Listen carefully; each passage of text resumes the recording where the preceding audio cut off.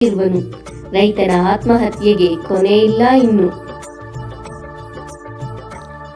ಹೆಣ್ಣು ನೋಡಬೇಕೆಂದರೆ ಇರಬೇಕಂತೆ ಜಮೀನು, ಆದರೆ ರೈತನಾಗಿರಬಾರದಂತೆ ಅವನು.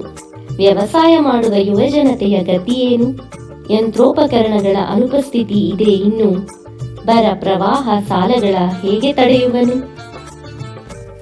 ರೈತನೆನ್ನುವುದಕ್ಕೆ ಪಡಬೇಡ ಅವಮಾನ, ವ್ಯವಸಾಯ ಮಾಡಲು ಬೇಡ ಬಿಗುಮಾನ. ಬದಲಾಯಿಸಬೇಕು ದೇಶದ ಹವಾಮಾನ, ರೈತರಿಗೆ ಸಿಗಬೇಕು ದೊಡ್ಡ ಬಹುಮಾನ.